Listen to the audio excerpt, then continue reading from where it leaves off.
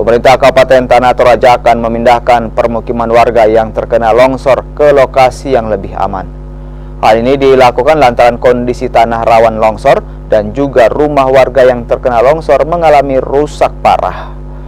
Pemerintah Kabupaten Tanah Toraja akan menyiapkan lahan bagi warga dan berharap warga yang terdampak longsor mau pindah ke lokasi yang lebih aman.